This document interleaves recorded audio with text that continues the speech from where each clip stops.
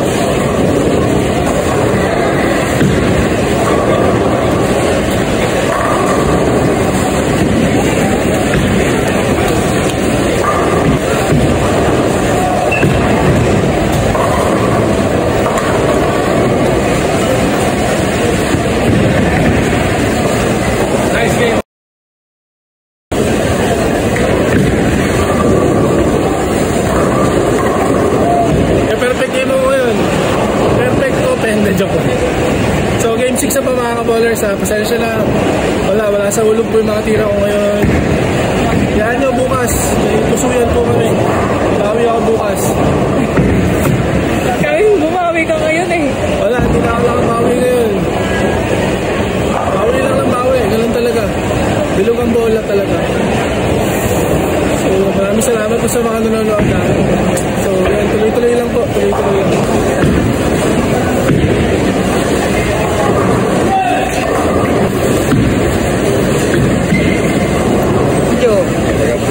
Vlog. Ano pangalan ng vlog niya? Yo eh. Oo, kahit nag-vlog. Again, oh. Uy! Yeah! Kaboler. Kaboler! Yeah, kaboler. Kaya makikita ko lang mukha ko sa kaboler. Yeah. Ayun siya, Patrick ha. Hanapin ko yung mukha ko sa kaboler. Tsaka yung bowling mo dito pag tumira ka, ipukunan ko yan. Parang tira mo para na.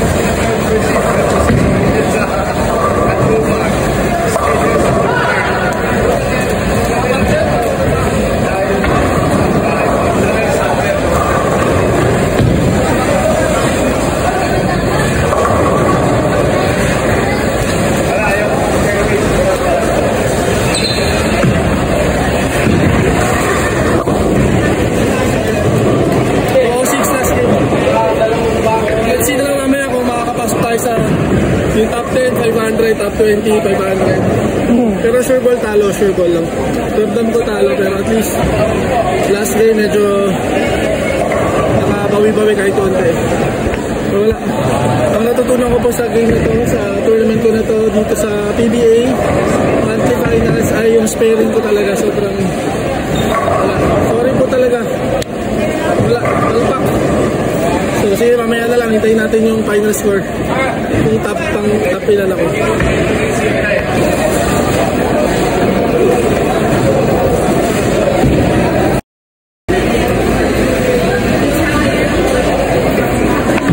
Inabot na po kami dito ng alas 12.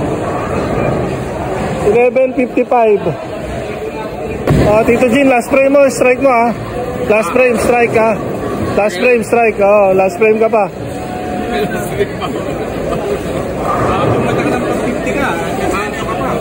Oo. 500 din yun ha. Oo. Ito, babasagin na ni Tito Jean ang sumpa. Ako, Kabig Philippines. Stir na lang. Yan, straight lang. Stir yan. Oh, yan pa rin hanggang dulo. Okay. Okay lang, Tito. Okay lang. We call on the president of the PBA and the tournament director, Mr. Jimmy, who is going to award the winners.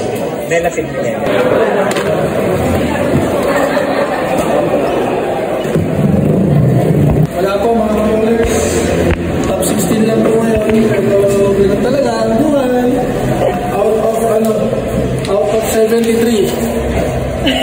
Top 16 out of 73. Ang buhay ay weather lang. Ganyan talaga. I did my best pero wala. Anyway, thank you po for watching. And bukas na naman sa Santa Lucia. Dito tayo ulit para sa Pusuyan. So, bye-bye. Thank you for watching. Bye!